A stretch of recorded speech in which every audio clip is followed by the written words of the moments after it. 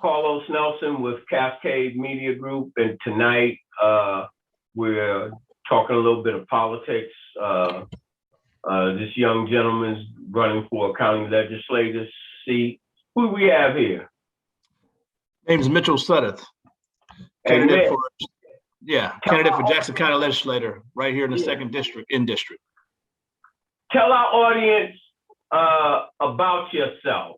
And you know, I tell all your politicians, you know the drill. Let's go back to kindergarten so our people really know who you are. Talk about some of your mentors, and then we'll get into why you want to run for this seat. Well, I'll tell you this. I've been a resident of the 3rd and 5th district, which is the city districts, pretty much all my natural born life here in Kansas City. I was born in New Albany, Mississippi, which is right next to Tupelo. People know where that is. They know that's the birthplace of Elvis Presley. I graduated from Sale High School. I'm an alumni of Central Missouri State University, which is now UCM, as we call it. And to date myself, if you want to know how old I am, just to date myself, when I graduated from high school, Anthony Peeler and I graduated together. How about that? Got a degree in a bachelor of science degree in business administration management with an emphasis in computer information systems. So I've been here in Kansas City, pretty much all my natural born life, except for when I was younger. And now I own a business. I've worked in corporate here in Kansas City.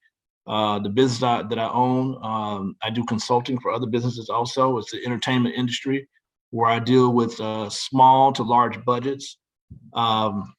I actually have dealt with budgets as low as 10,000 all the way up to 1.5 million. And so I only say that to say, I do have the acumen for this position in dealing with money and contracts and things of that nature, because the position I have now, I have to do everything. I have to negotiate contracts. I have to negotiate with artists. I have to negotiate with venues. I have to negotiate with TV stations, radio stations, so on and so on. And so I understand, the business of the city in terms of being able to maneuver, read contracts, understand what's going on. And, that's it for the most part. All right. But let me give you this. I do have some civic, I do have, public service experience also. I was actually the former vice president of the Southtown Council, which dealt with all the businesses in the South Kansas City area.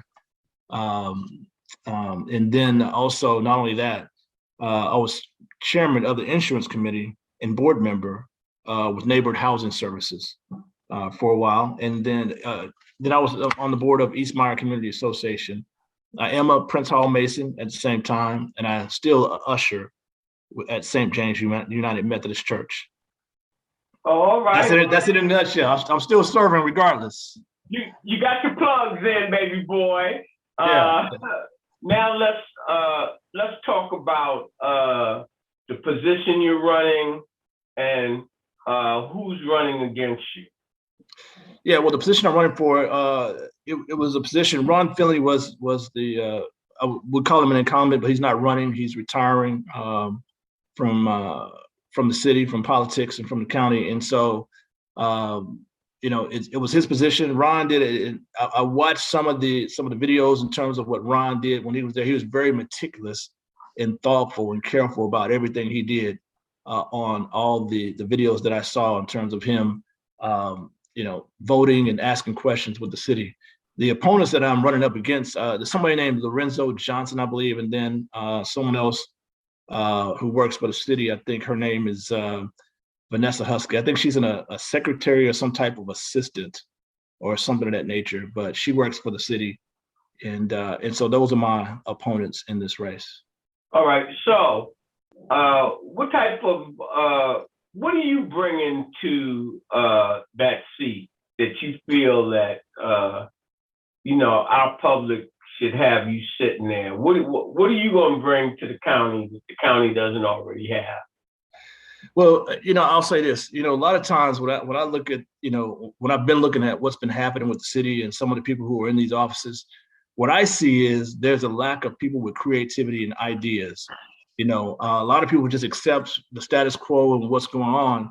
but you have to, in my opinion, you have to investigate it.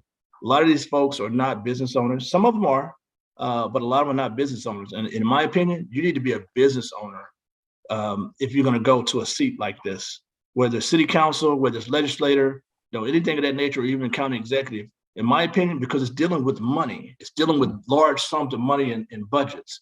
And sometimes people don't have the acumen for these jobs. And that's one of the reasons why I'm running just solely on that, not to mention just the property tax crisis or property assessment tax crisis that we had.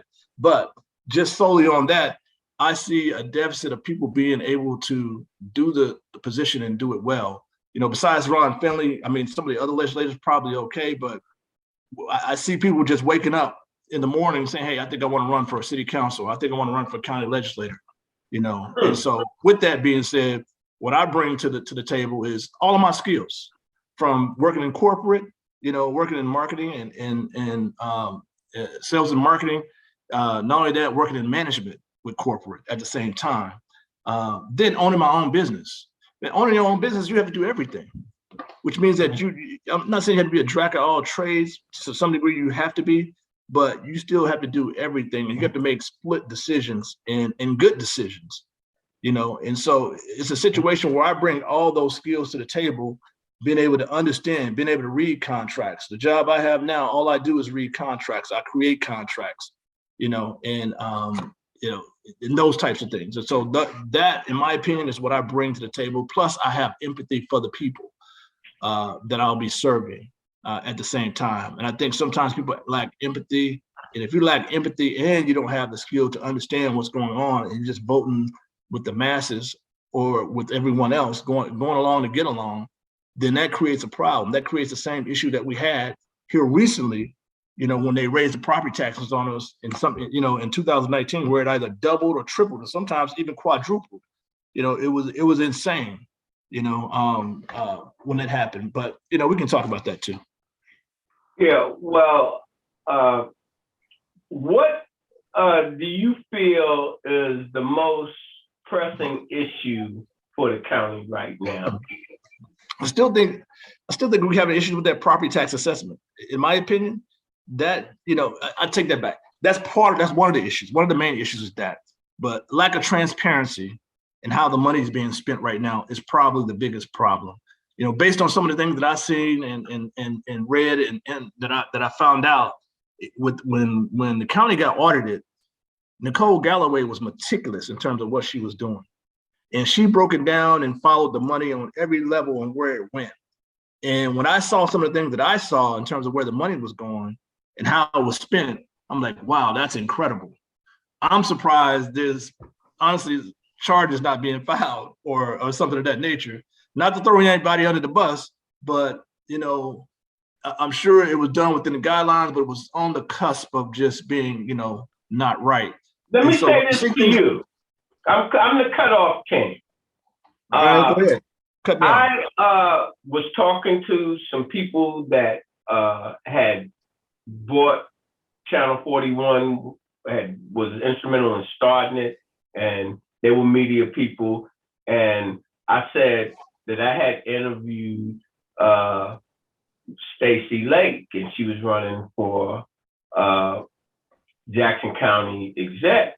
And right.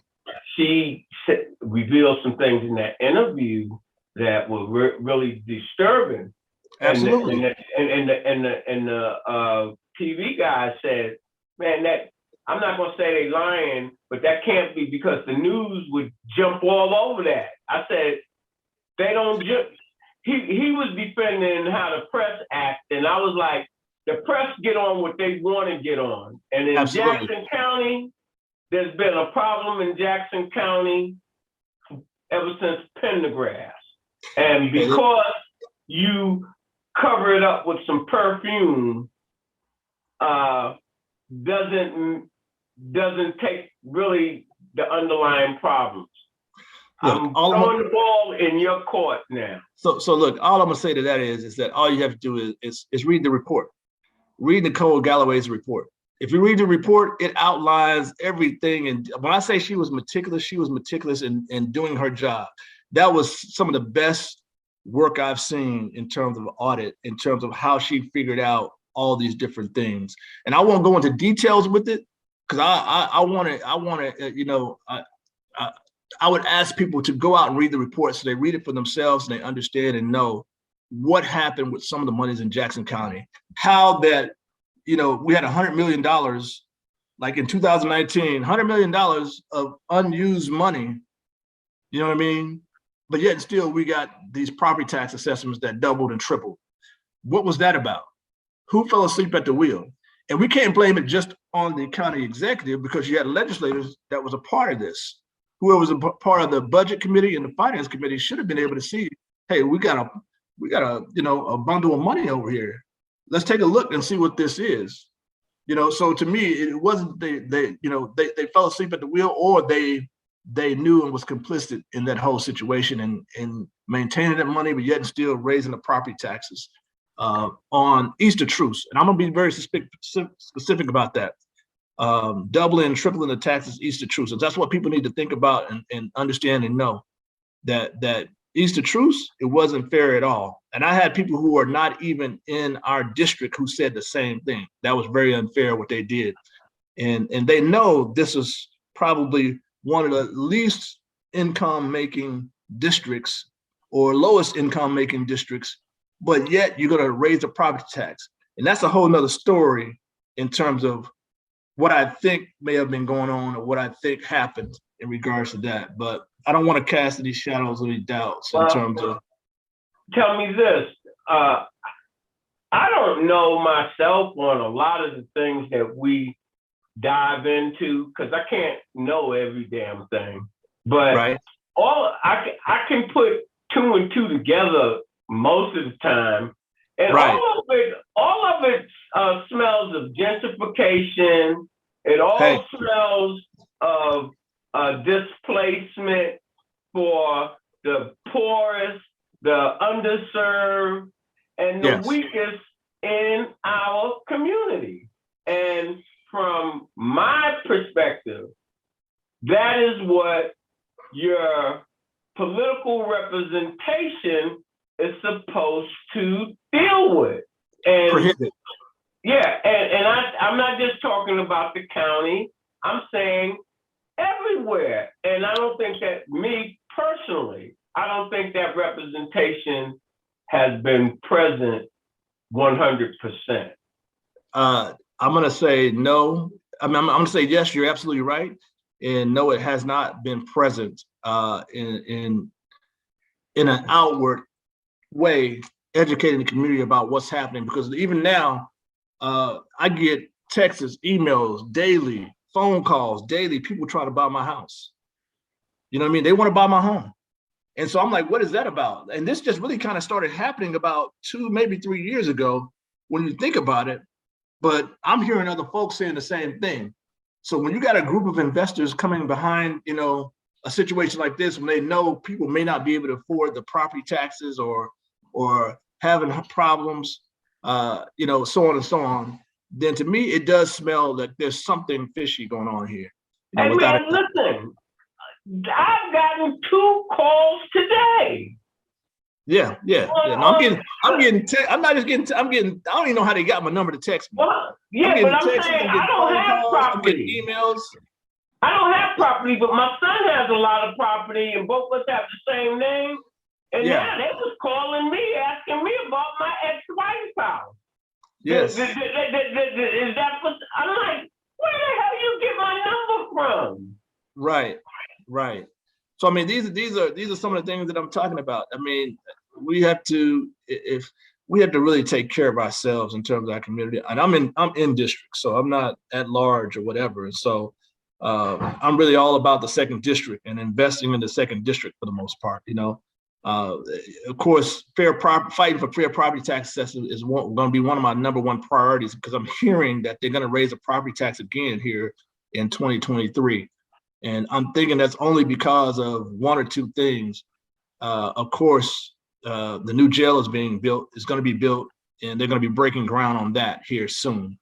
And not only that, you have situations where they went out, the legislator went out and bought new assessment equipment or IT equipment or assessment equipment in terms of trying to properly assess homes, throughout the county.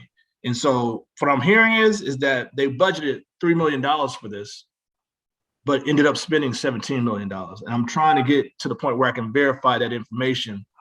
And if they've spent $17 million on IT for new assessment equipment, that's just utterly ridiculous. It should have been, in my opinion, it should have been anywhere between $1 million and $300,000. I'm sorry, $1 million and maybe $2 million. And that would be with ongoing support on something like that. But to spend $17 million, we got to follow the money and figure out what's the breakdown. What are we getting for that $17 million? What do you think about the prosecutors? Don't the legislator have power over the prosecutor's office and the sheriff's department and all of that? Yeah, absolutely. Talk a little bit about that, if you can. Well, I'll say this. I'll say Sheriff Forte has been doing the best he can with what he's been dealt going into the sheriff's office. I had conversations with him, and he's had to overcome quite a few things, from lawsuits, all these different things dealing with the past sheriff, and then some lawsuits being filed against him as the current sheriff. And so he's very careful in the things that he's doing and make sure he does everything by the book in that regard. As far as the prosecutor's office, everything's under the legislator, but I can't speak very much to the prosecutor office on what we're talking about, but on some other things, I can speak to that. Like the combat program, I'm saying all of it, my whole thing, all of this has to do with budget and dealing with money and where is that money going? Well, let me just say this. They took combat from the legislator and they gave it to the prosecutor to manage now. For whatever reason, there was lack of transparency and there was no oversight. And so when they did that, that really, once again, you got to say, hey, what's going on here?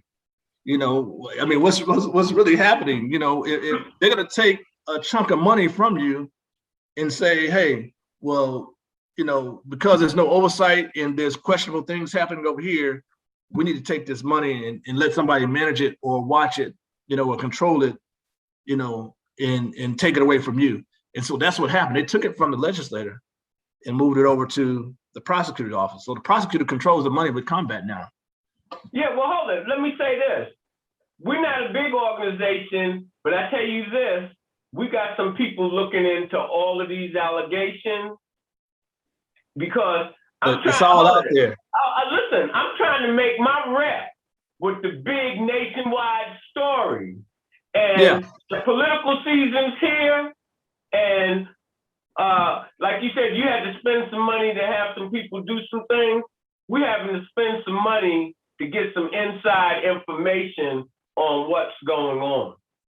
So in that, and you know what? I understand, but it's all out there. If you can just go in and Google Nicole Galloway's audit, and the information is out there where you can see everything in terms of what she said and what she's done. And then you can go and Google the part about combat in the prosecutor's office in the county executive's office, and it'll just show you all the information. It's all out there. The problem is that this is a position. Go ahead. Why do you think that I brought up combat? Yeah, well. All right. Well, now this is something that you don't know. Okay. I was the first one to receive a combat check when the program was initiated, and Albert Reeder was the prosecutor. Yeah. And I was over Youth Action Coalition, and we got the first $50,000 check. Nice. And once that money started rolling in, the things that were really designed for combat, then the political stuff came in. And the political people that were tied into politics and had these consultants and these things, I don't want to throw everybody under the bus. These organizations are supposed to be grassroots in the city. They were getting tons of money, and what do you have? No results. For? No results. No results. results. Right? Yeah. Bunch of No, I get it. a bunch of this and that, and then, like you say, $17 million. Where the hell is the money? As in Burger King, I mean, Wendy's, where's the B? So what that really means to me is that, you know, they, once again, it's that thing about what I said. People don't have ideas. They don't understand fixing the problem. If you haven't been a business owner, in my opinion, not saying you don't have the skill, but a business owner knows right away, hey, we have a problem on the rise, or we got a problem here. All right, what are our choices here? How do we fix this? Do we have to Band-Aid it for a moment and then come back and fix it? Or can we just fix it right now, fix it at its root? You follow what I'm saying? And so I don't like Band-Aiding things. You only Band-Aid something when you're in the middle and you can't pivot or change or whatever. But my thing is fixing the root cause of what the situation is. You know, I want to bring things back like Joy. You know what I mean? Joy, I don't know if that was a city-funded program or if it was a county-funded program, but I don't know if you remember the program Joy. It was a program where kids, high school kids, could work over the summertime in different places, and they received a check. You follow what I'm saying? Right now, there's a work ethic issue. Well, they have the full employment council and some other have some things like that. What I'd like to do is get ready to close this down. What would you have your parting words to our community and the electorate? My parting words would be to the community would be, hey, start voting for people who can do the job. Not someone who's popular in the community, you know, someone who has the skills and the experience and the acumen for the job, who may have dealt with contracts, who may have dealt with budgets, who can really meticulously read through contracts and things of that nature. That would be my message to the community. And I do want to say, if you do vote for me, and I'm asking for your vote, if you do vote for me, I will stand in the gap for this community in terms of going to bat. And if there's something that seems fishy, it's going to be transparency. I'm gonna let the community know, hey, this is not right. This doesn't seem right. It's not right. You guys be the judge. You know what I mean? Because there needs to be not just transparency, but accountability for everything that's going on. You know, and as far as the legislator goes, we got to start getting this right. We got to do a better job. Just that simple. Accountability, transparency, and empathy for the people. We got to start doing a better job if we're going to be holding these positions for the county, the city, or whatever, or even state level. And so that would be my message in parting. All right. Vote for Mitchell Sudduth. Vote for Mitchell Sudduth, County Legislator, 2nd District in District. It was a plum pleasing pleasure talking to you. I think you shed some light on a few things. Before closing, I want to get you on camera. Like now, I'm getting all of these politicians on camera. I think personally that, and Cascade has offered, if you get in office, that maybe once a week or every other week, one should come on for at least 5 or 10 minutes and say, this is what's going on. The branch. I totally believe that. I totally believe that. I mean, you are a public servant. You know, when you get in these offices, you become a public servant. The people need to know. They should have a right to know where their tax dollars are being spent, where the money is. You know, what's happening in the community. What are we doing to make a better quality life for the community? And so, with that being said, for me, it's good. I know I'm gonna have at least one monthly meeting, but it'd probably be 2. One would be more of a formal type meeting, and another one would be more of an informal meeting that I will have. When I say meeting, I'm cut off, King. It's just you on the camera saying, this is what has happened this week, and this is my weekly update.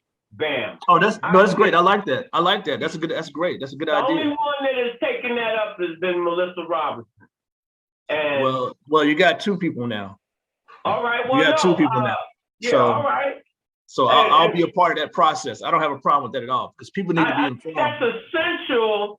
If you say you're working for the community has to be behind you. they are being led blindly because of color and association at this point. And that has not served our community real well. And when these people get in office, they only come out when it's time to run.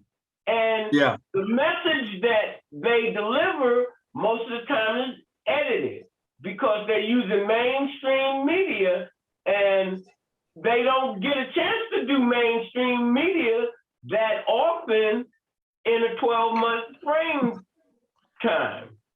Well, I'm raw and uncut, and so my edge is a little rounded off. But for the most part, I'm gonna give it to the community straight. This is what's going on. This is what's happening, and they need to let me know if there's something that they want me to do. I'm open. It's gonna be open to a policy with me. I'm not running from anybody. I'm not trying to hide from anybody. I think that and I'm not a politician. I'm not a career politician. I'm none of that. I'm a citizen just like everyone else in this Jackson County community. So what that means is I understand when they got the tax bill, I felt that too. I understand that. That was one of the reasons why I'm running. And so with that being said, it's more or less, once again, if they vote for me, all these things that we're talking about, you can hold me to it. All right. Well, as we always close, when you invest in your community, you're really just investing in yourself. Good night. The program is brought to you by the Kansas City Business Association.